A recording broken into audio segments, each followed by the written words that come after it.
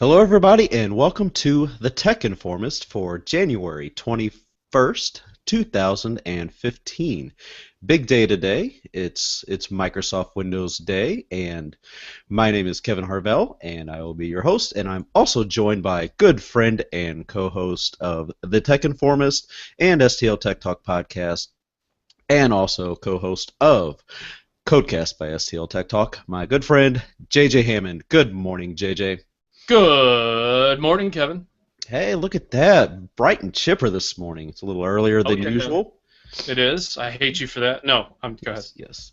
I'd like to welcome everybody in the chat room. James and maybe Vernon, you might be in there as well. Can't remember, not sure. And we got a few people in there. So welcome everybody. Make sure to check us out on Twitter at TechInformist, Facebook, Google+, Instagram. We're there. Email us content, any suggestions, feedback, tips, stories you might want us to talk about on future episodes to contact at thetechinformist.com. So, like I mentioned to kick off the morning, this is Microsoft Windows 10 Consumer Edition announcement day out in Redmond. Big event, lots of friends of the show, Mary Jo Foley, Paul Thurrott, Daniel Rubino, Ben PC Guy Rudolph, all in Redmond today, along with many, many, many other people there to cover this event, invite only, and we're not up to that level just yet to get those invites to fly to these wonderful events, but soon, soon. Very soon. So, JJ, you've got a list of things that you would like to talk about. Start off, let's see what it is that you're looking forward to today. Well, first and foremost, good morning, Kevin. Good morning, listeners. For those who are going to be listening this evening, good evening, and all that jazz. Thank you again for choosing us to be your go-to peeps and for joining the show. Also, don't forget to follow us at Tech Informist on Twitter. That's where we're pretty active, and just all the social media. But the techinformist.com, it's a great website. You'll get to see all of our links and stuff there from the show notes and everything. So I wanted to make sure I mentioned that. So the Microsoft event. The first thing that everybody knows, or if they don't, I'm going to let them know now that I actually play music. When I'm not trying to save the world.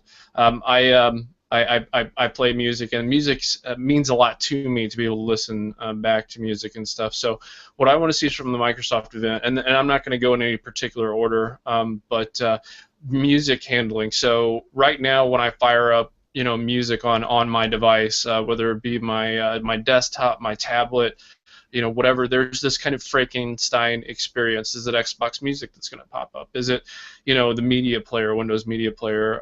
Is there going to be a media center type of replacement for those legacy users for, Microsoft focused software? So that's the first thing, music handling. What kind of file formats? Are we going to get more of a VLC? If for those who aren't familiar with it, it's a great program. Are we going to get that kind of interaction? I'm really curious to see what happens there. The next thing is something called Continuum. Now, with the release of the technical preview for Windows 10, a lot of you may know who have tried it out that the start screen is different because there is not necessarily the whole screen. It's actually a start menu instead. This goes back to the very popular Windows 7 start menu that you had back on the desktop version of Windows 7. So when I say Continuum, this is Microsoft's way of saying when you move from a laptop to a tablet to a phone, there's going to be a transition that happens in the way that you're seeing the UI design of the main start screen that has your live tiles and or pinned programs to a particular start menu. So I'm really, really curious, and Kevin, I know you are too, about how this is going to be handled and what kind of controls that we're going to be looking at to control what we're seeing and how we're seeing it. Right. I mean, that is big because that's one of the reasons why my Surface Pro 3 does not have the tech preview on it currently, because there's to a point there's no point in installing it on the Surface Pro 3 until they do have that full Continuum experience, at least the initial testing of it for us. Exactly. Exactly. So then the next thing that I want to talk about that I'm going to be looking forward to today is browser security.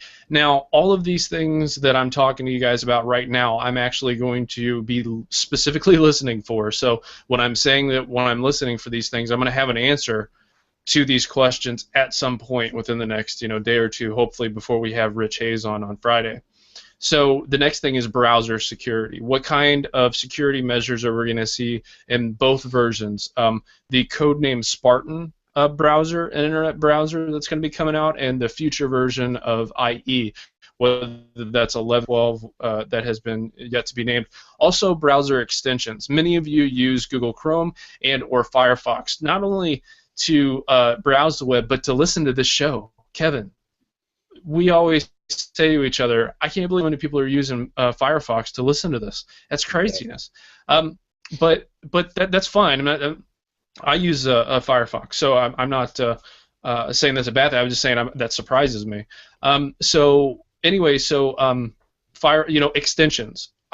What kind of extensions are we going to see? Some reports from other media outlets have stated that the browser extensions in a Google Chrome or a Firefox are going to be available in a pretty easy switch from what it sounds like to be used in the quote-unquote new Spartan browser. So that's going to be interesting to watch out for. The next thing is mobile device that dubs as a tablet. Now I'm going to lump this in with just new devices, but this is under the new devices announcement. There's a possibility that we're going to see either concepts or an actual device come out of this presentation. We don't know a lot about this, but what we've heard from conflicting reports and some stuff, if you kind of read through, it may be people misinterpreting like a Surface with LTE, right? Like the ability to place, not calls, but like you have a SIM card placed inside of an iPad, right? So that's what we're going to be looking for.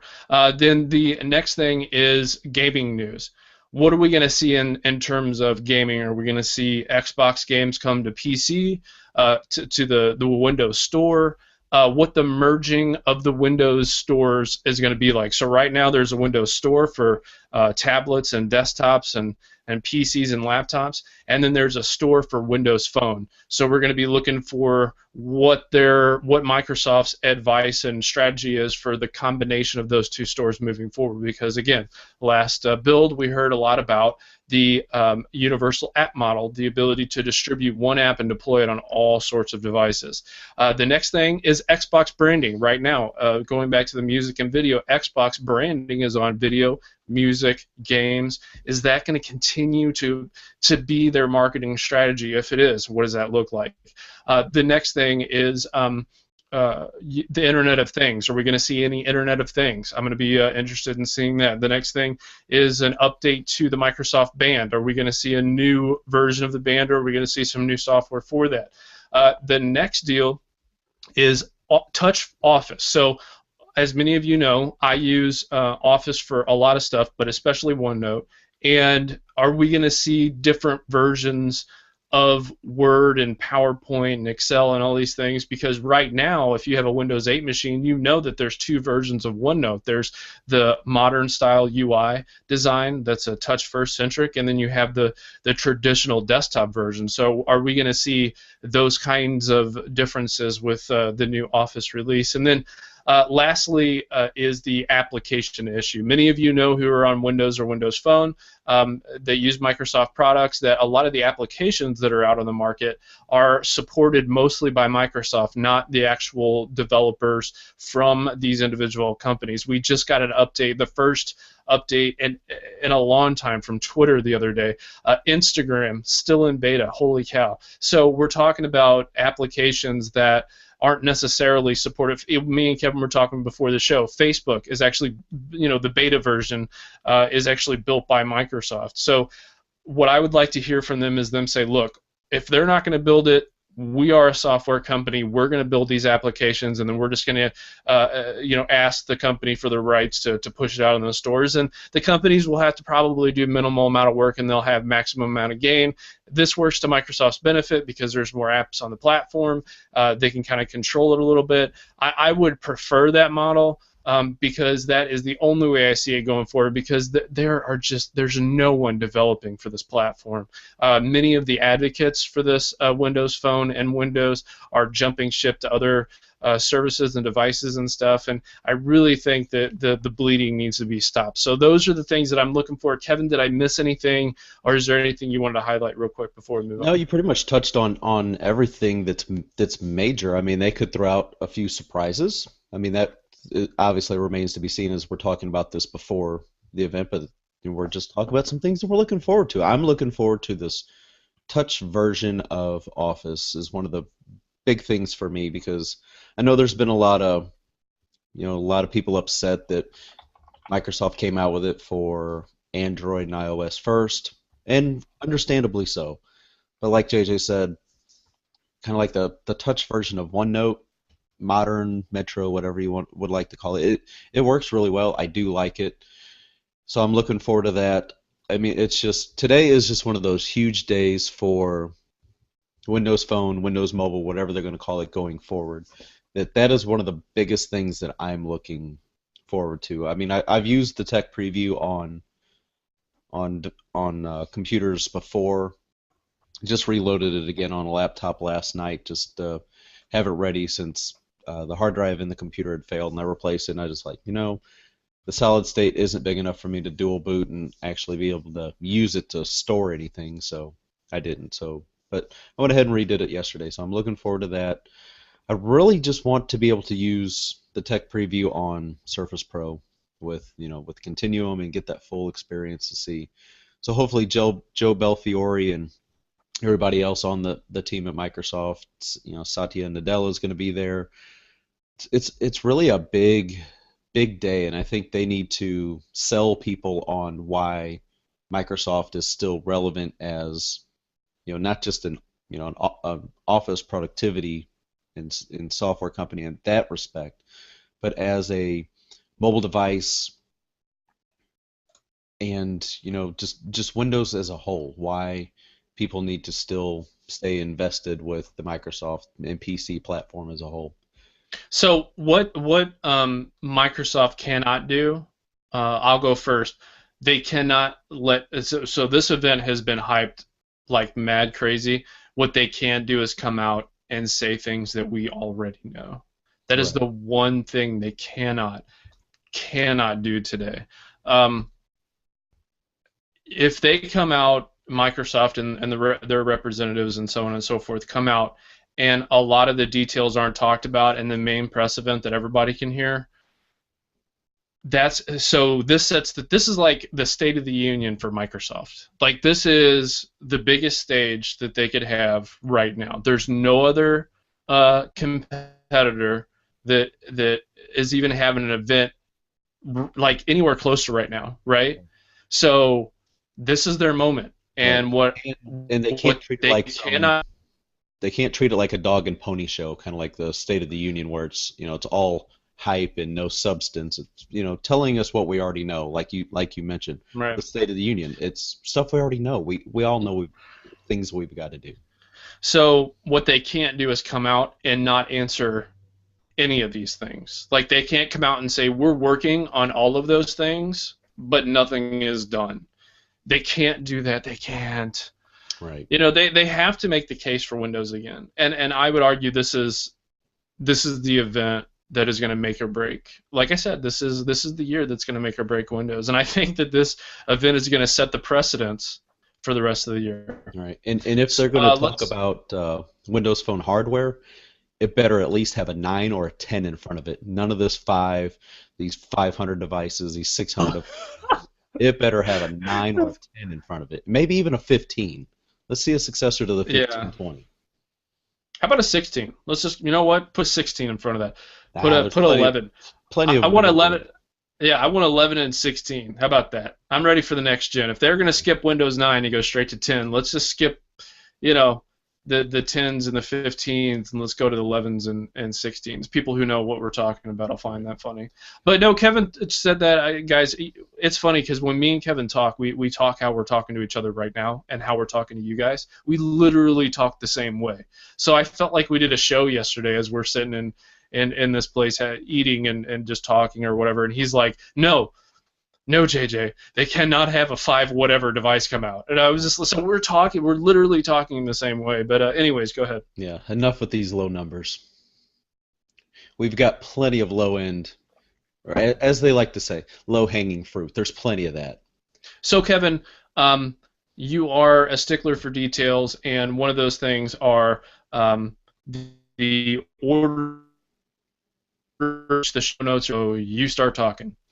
All right, so enough about Microsoft for now. Let's move into some other tech news. And Yeah, before these other stories get just buried, and right. what is sure to be a full day of just Yeah. all sorts of Microsoft stuff. Let's talk about what we know right now. Yeah. Go. So just the other day we spoke about Elon Musk and the SpaceX project that he's wanting to do about launching satellites into outer space and using that to create a kind of a global internet, connectivity for everybody, and actually have this be a long, deep-reaching space internet connection for eventual colonization of Mars. Well, Google is in the process of finalizing, and they may have actually done that yesterday. I haven't checked back because yesterday was kind of busy as well, but finalizing a $1 billion investment into the SpaceX internet project.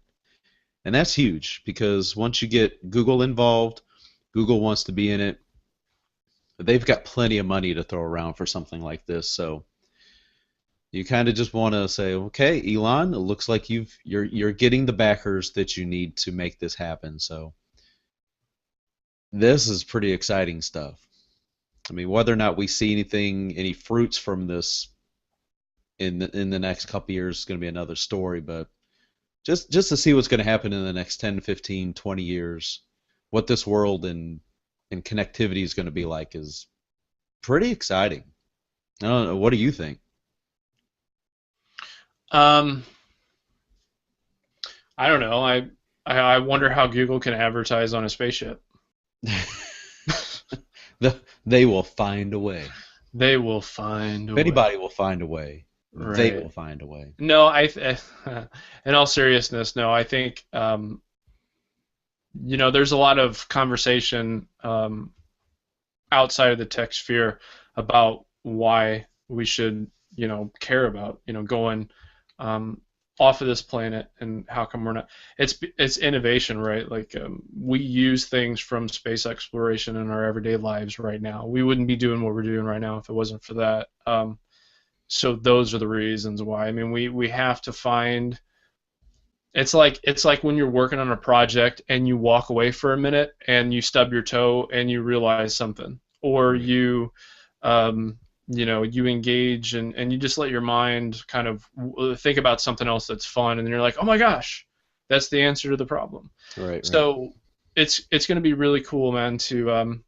It's going to be, I don't know, it's going to be really cool to see what kinds of partnerships that private companies can do with the exploration of space and solving some of the problems that NASA is may or may not be having issues with. So I'm excited about this stuff going forward. I can't wait to hear more about it. I mean, just thinking about how internet and how people are able to connect, how that has changed in the last nearly 20 years since I've really been around the internet, since like 96 and 95.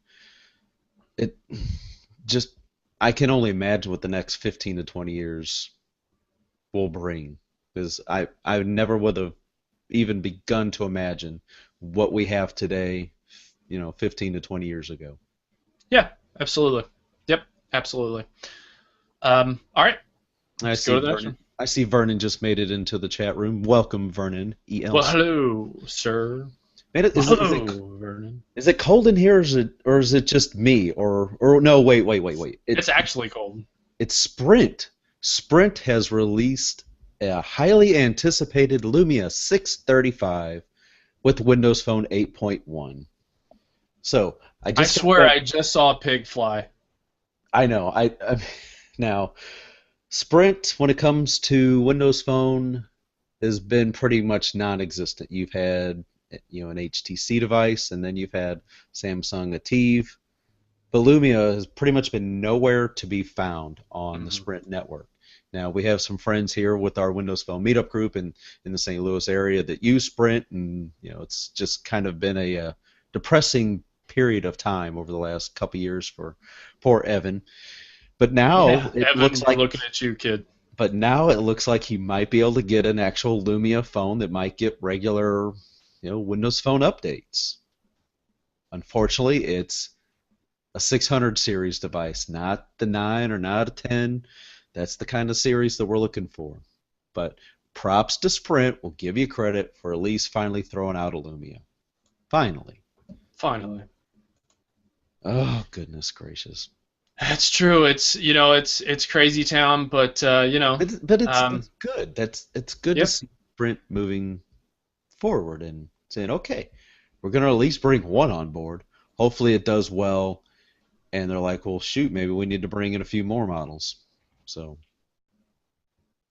Yeah, absolutely. right. Absolutely. Right. So let's So move on to Facebook. Now, Facebook's kind of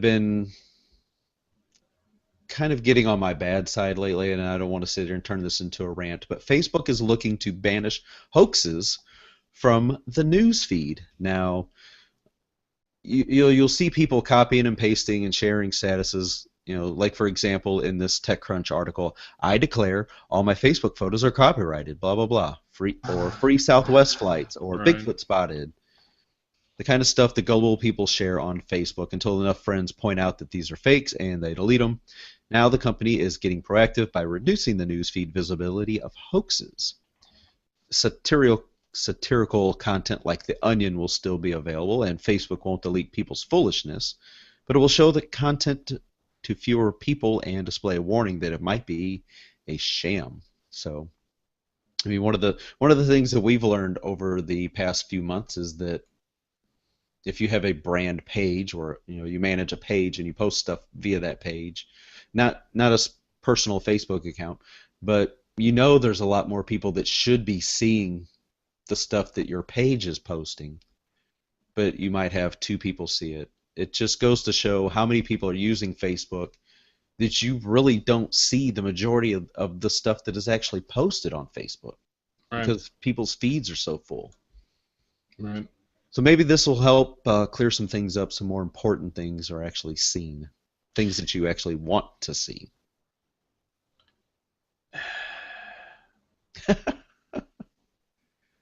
I'm sorry. I was okay. So this is real time. That was my real time reaction to looking at posts on Facebook. So the very first thing I see is Christian Tea Party princess who cheated on soldier husband issues actual self-reflective. She needs birth control, essentially. Um, it's like okay, so it's like Twitter, right? Like there's just a ridiculous amount of stuff that comes through, and unless we are tagged, like unless you specifically reach out to me, it's not that I don't care. I mean, because I care about your child's success, or what you're happy about, or petitions, or I don't know, just anything. So But at least the good thing about Twitter is that you can actually go back and look through your feed. You can't on Facebook. You only get to go so yeah, far that's back. true. Yeah, you're The right. same way with Yeah, Google Plus. yeah, you're right. Yeah, you're right. I don't know. I don't know what their issue is with that. And moreover, there was another story. I know it's not in here, but how Facebook's going to handle a Facebook for enterprise, right? Like, so can you imagine having a business Facebook? Oh my God, I wouldn't Hmm. want that. Anyway, so another PSA announcement that I just saw on Facebook is The Interview is going to be on Netflix this weekend. Yeah. So all That's those people that interesting. just paid $7 for it, sorry. Thanks for Sorry, we thanks for took your hosting me. money. We took Yeah. your money. Anyway, so yeah, this I'm sorry, I wish I could contribute more, but I saw some of these posts and I was like, it kind of reminds me why I don't hop on Facebook sometimes. So I do like the notification stuff because that makes sense to me. But not letting us go back our feeds, yeah, that's not cool, man. Right. That's not cool. Because you can't read everything as it happens, and There's no way. I mean, there's so much that I want to, catch up on that I'm not getting to see, right. So literally, guys, if you're friends with me, I try to go to your Twitter feed, not Facebook, but I go to your Twitter feed and I go through your feeds and I look for things that, I really do. I try each and every one of you guys, and it's tough, and I wish there was something like that for Facebook. But anyway, so Right. So how much money did AT&T lose? oh gosh, so what I don't understand is why this wasn't a bigger deal. I mean, did you remember hearing about this story and No, thinking, no. Whenever you put it in the show notes, I was like, what? So were you like, what the huh?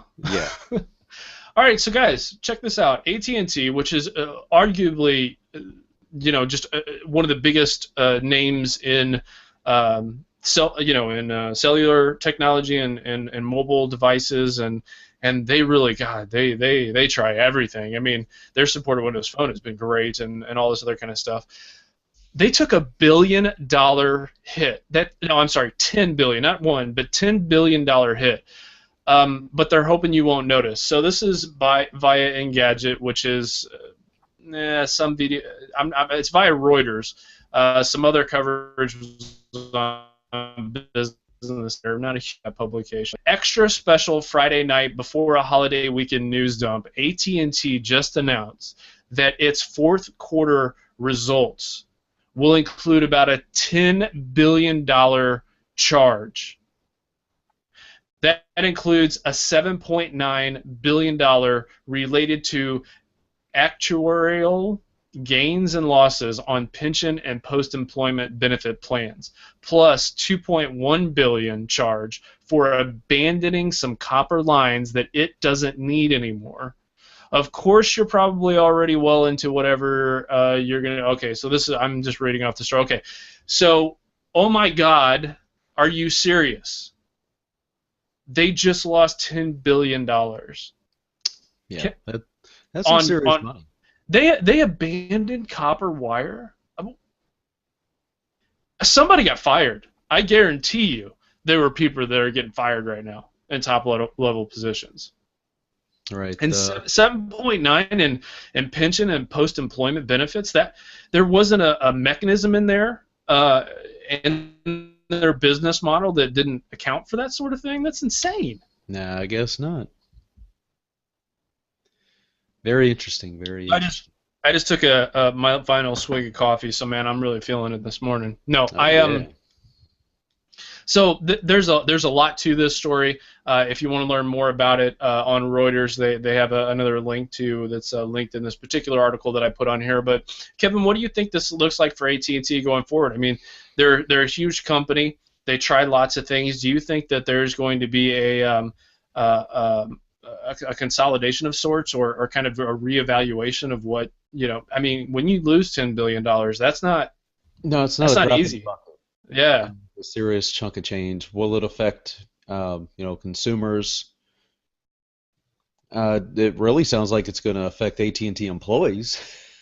That when it comes to retirement and stuff like that. When it comes, pensions and post-employment, my thinking is they're not going to offer that stuff anymore. Right, so you almost wouldn't be surprised to see some rate hikes within the next couple years. I mean, they probably won't do it right away, but I do have to give AT&T some credit. They, with the mobile family share plans and stuff like that, you get rollover data.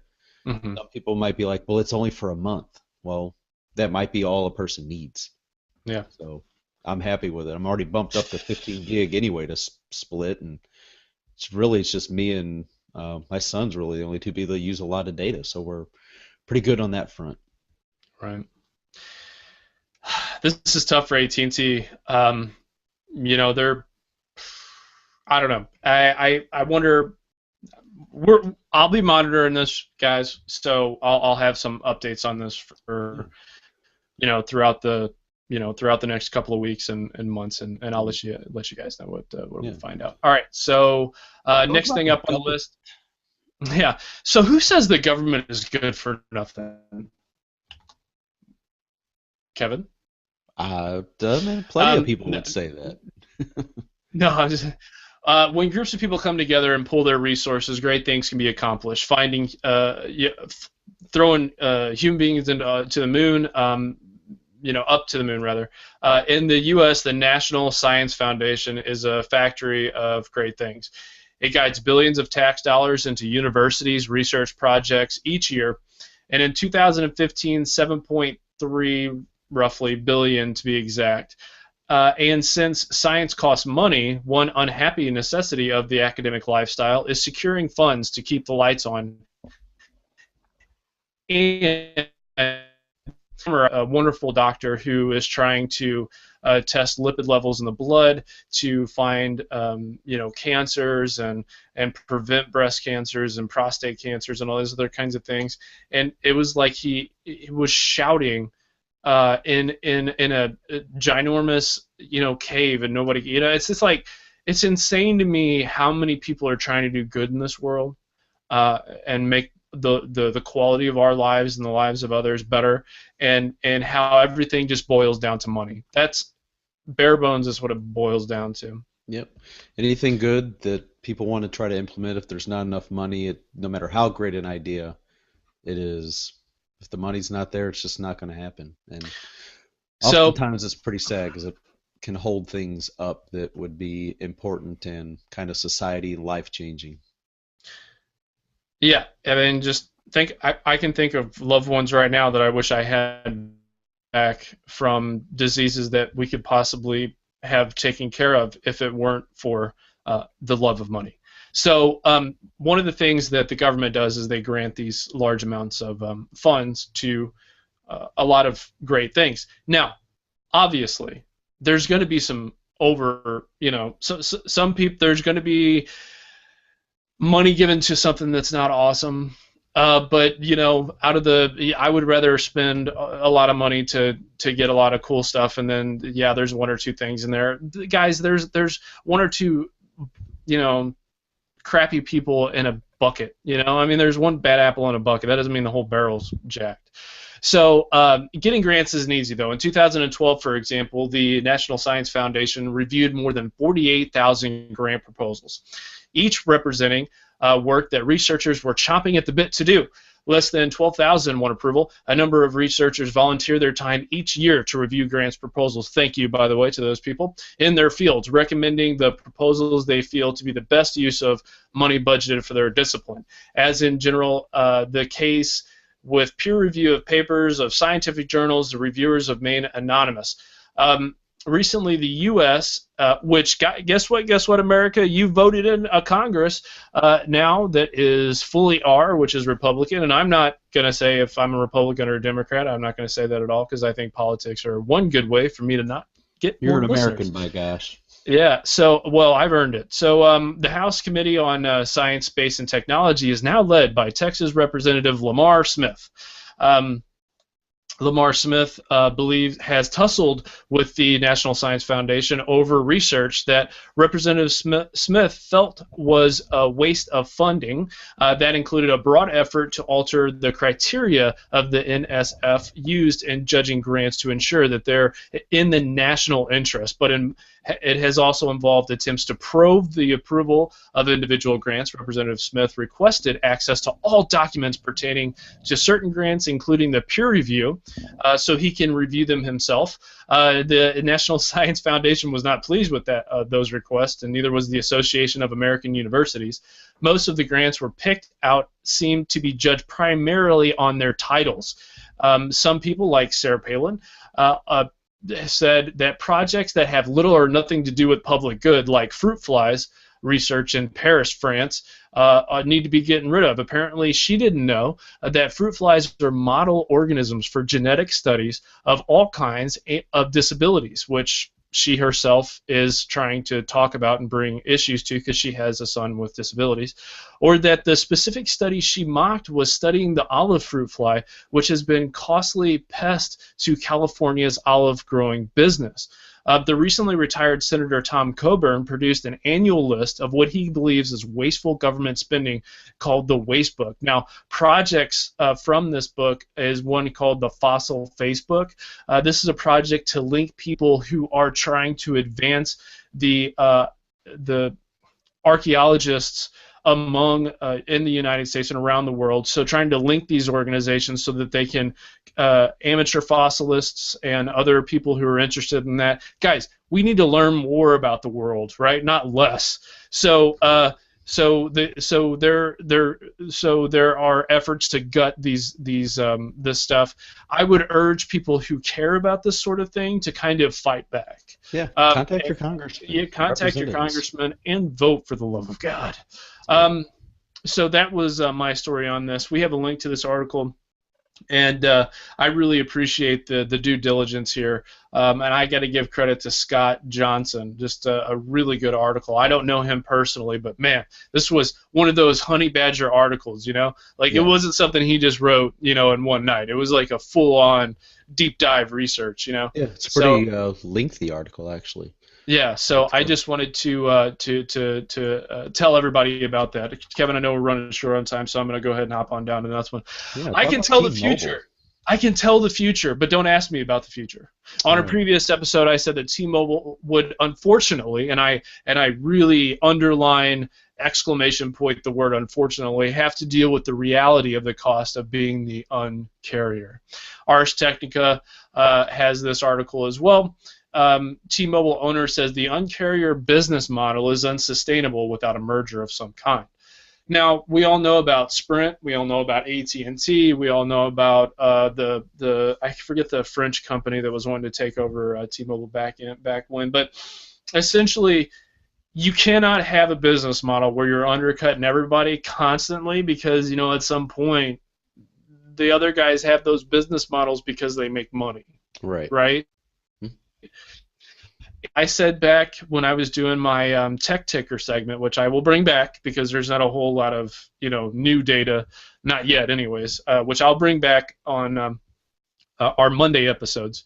You know, but I said this. I said, as much as I like how T-Mobile is changing the mobile landscape, I'll say this, that you can't just undercut everybody. Kevin and I know this firsthand. You can't undercut everybody and expect to get ahead. So, unfortunately, there is a call from T-Mobile to, you know, try to figure out a way to make more money, and that's going to eventually hit the consumers. So this is another good article by Ars Technica. We'll have a link for this on thetechinformist.com. So I want to credit John Brodkin for his work that he did on this article and other articles. And speaking of T-Mobile, I got an email today from our T-Mobile contact that says Metro PCS is rolling out a prepaid offering of unlimited 4G LTE data for $50 a month. So if you like T-Mobile service or Metro PCS, and you know $50 is in your price range, you want some unlimited LTE data, there you go. There's you a good offering. Right. You know what story we haven't talked about was the cookies, about how Verizon Wireless super cookies make it even harder to avoid being tracked online. Yeah. That's kind of interesting. We should have talked about. We'll talk about that Friday possibly. Or at least I will. Anyways, the NSA breached North Korean networks before the Sony hack, officials say. No. A classified security agency program expanded into an ambitious effort, officials say, to place malware that could track the internal workings of many of the computers and networks used by the North's hackers, according to the New York Times. What can the NSA not do at this point? I don't know. And then I also saw a thing that came through my Twitter feed where they mentioned that you don't have to worry, Edward Snowden's not using an iPhone. I'm like, well, what does that have to do with anything? But yeah, what does that have to do? I guess it's relevant to something. With anything? Well, no, it had to do with the story where they were the NSA actually had a program in all the iPhones, older iPhones that aren't in there now, that there was a backdoor so to speak. So it allowed them to get in. So that's what that was about. Yeah, and there, with this whole Sony hack and or whether it was really a hack and there's all this with North Korea and this interview movie, it's like, man, there's just been a whole new can of worms opened up. It was really avoidable. And with some of the comments that Seth Rogen has made recently about, you know, Chris Kyle and the American Sniper and stuff like that, it's like, you know what, Rogen, I don't know if I'm going to watch anything else you got going on. Oh, has there been a thing? I haven't been paying attention to Yeah, pop culture. you know, Dude, my head has calling been cowards and literally stuff just like in just do what now? calling American snipers and stuff cowards, and it's like Nazi propaganda. I'm like, yeah, you and Michael Moore, you may have just completed your fall into obscurity for me. Hmm. Yeah, that's not good. Okay. Well, anyways, Yeah. so I like watching TV and I like watching movies, but when it comes to pop culture, man, I just try to keep my stuff out of it. What is the web's obsession with Kim Kardashian's butt? Somebody needs to do No, an academic study no, of not big on buttock implants. right. So I see graphs that come out of what the world likes more, which is the chest or the buttocks area of women and stuff. Did you know that in Russia they care more about the upper region rather than the lower? And here in the United So States, like top or bottom yeah, kind of top or question. bottom. Yeah, exactly. Right. I can't believe we're broaching this subject. It's because I've had too much coffee. Yeah, I think we have to So launch a new show for that yeah, so discussion. so to finish the thought on internet security, let's talk about it a little bit. Last night we came back on with our Codecast show. For many of you who know us and know the other shows that we do, go over and check out codecaststl.com. We actually have a new podcast, a new video cast up about internet security and application security. There, we had a guy that was on that talked about this very subject. About one, did you know, listeners, that each app that you have on your phone collects your data and stores it in their own servers, and when you go into other applications, it's possible that those other applications can access that application's data. I just wanted to let everybody know that who didn't maybe not know that applications do talk to each other across the operating system that you're running. So the other thing is that he is one of the top people in his fields, and he has a feature phone, if that tells you anything. Me and Kevin were talking about that a little bit before the show. It was like, okay, fine. Yeah. He lives in a bunker. That's awesome. So I wonder what kind of crazy stuff people are gonna. I at this point, let's just all have fun with it.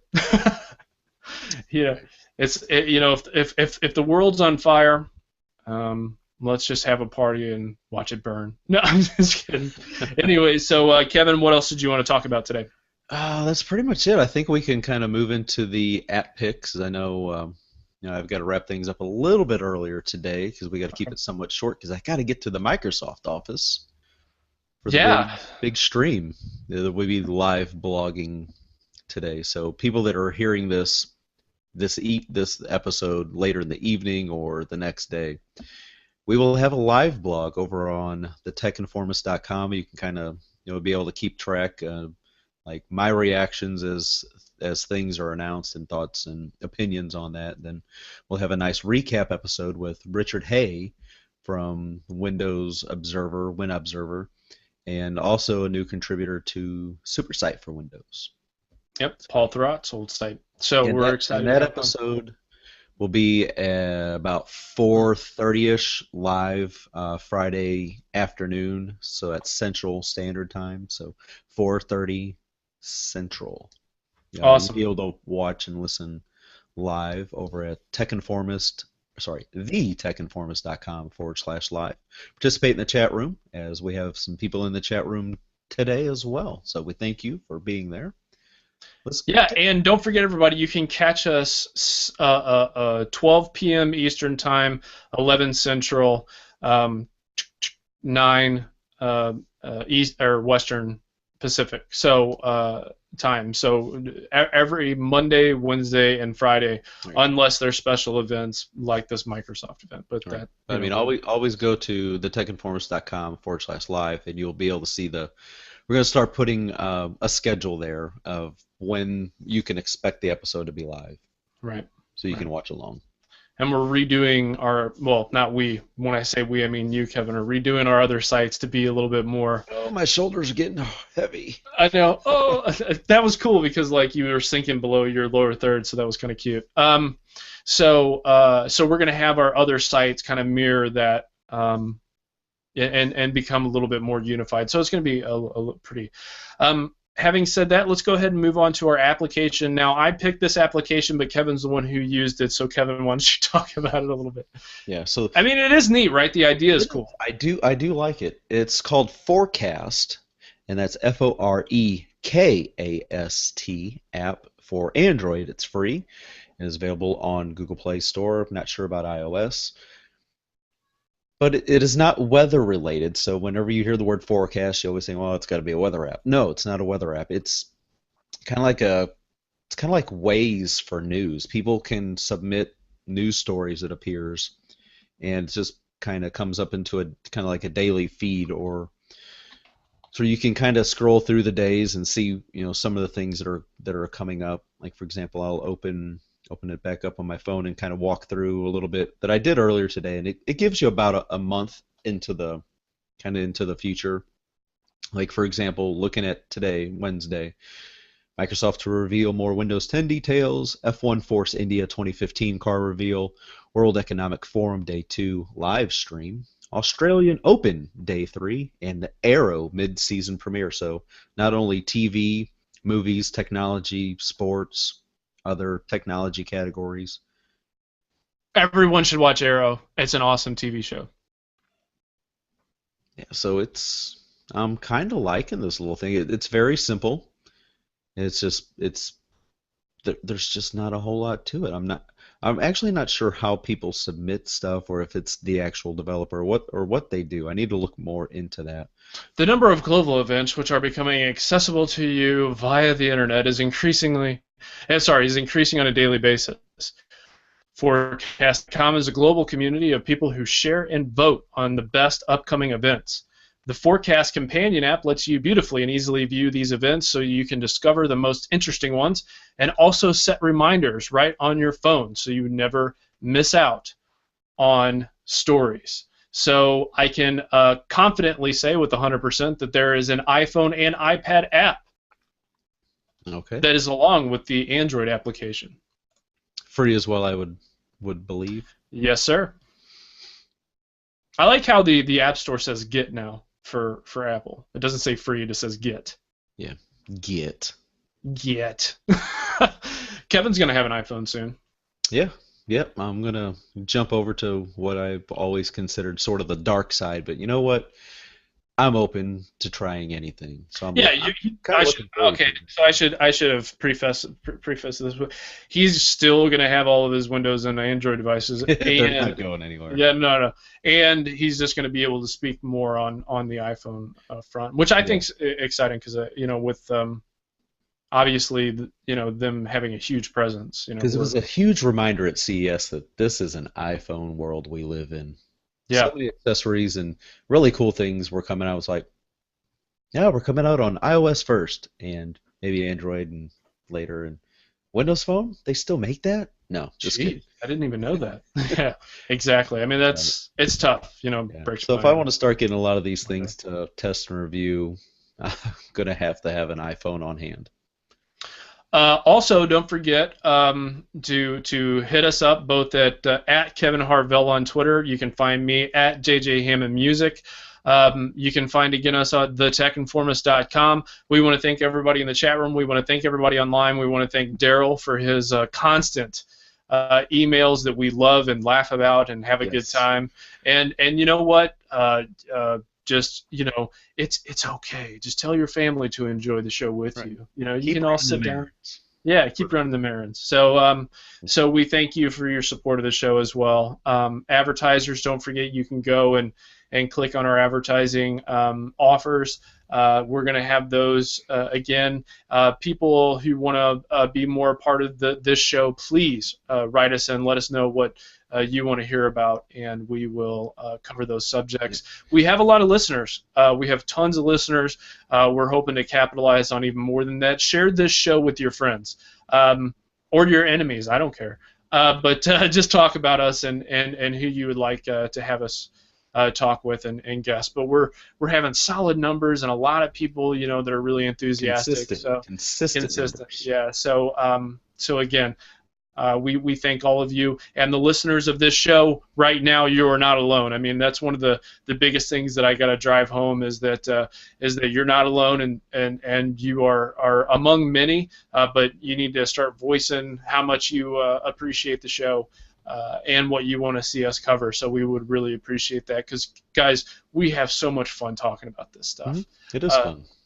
So there's not much else that's going to get me up at 7 o'clock in the morning and start a show at 8:45 in the morning. All right. Than to do this show. Right. So, Kevin, anything else, my friend? No, I mean you pretty much covered everything. Again, from me, I do thank everybody for listening. You're consistent listeners. You're definitely making the decision to move this to 3 episodes a week. Well worth it, and it looks like that was a very good decision on our part. And if you or somebody you know is in technology or that's has an app that they're working on or has worked on, we would love to try it out and maybe talk about it on a future episode. Or if there's a product, an accessory that you guys really think we should check out and talk about on a future episode, or give us some guest suggestions for upcoming guests. And like I said, we're working on our guest list to bring you at least one guest a week. Yeah. Maybe 2. I mean, it just depends on scheduling and all that, who you want to hear from, things like that. I got some names in mind that I want to work on and for 2015 to get on the show. Some big names. As always, I like to go deep sea fishing as the analogy would be and bring in some big catches. So, white whale, we want 10. Right. Keep that going in 2015. So. Also, I was going to tell Kevin this before the show, but I'll just say to both of you guys, I'll say to all of you guys in one shot.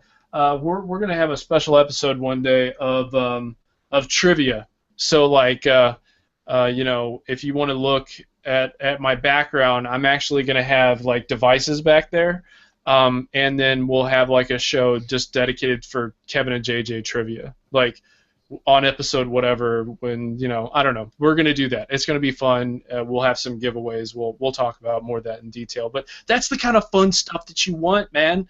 I mean, this is it. This is where it's at. This is happening. But I have a pretty cool background. Right over here, I got the Spirit of St. Louis picture with Charles Lindbergh. It's really cool. Those people who are watching the live show, if you can guess what Transformer that is back there, I will virtually hug you. All right, Kevin. Yeah. All right. So I'm good. Again, thank you everybody. Remember, contact at thetechinformist.com for feedback, suggestions, and hit us up on Twitter. Just communicate. We love it. We love you all. Thank you very much. Enjoy your day, and we will see you in about 48 hours. No, a little over 48 hours, but we'll talk with you soon. And for everybody from the Tech Informist, consider yourself informed. We're out.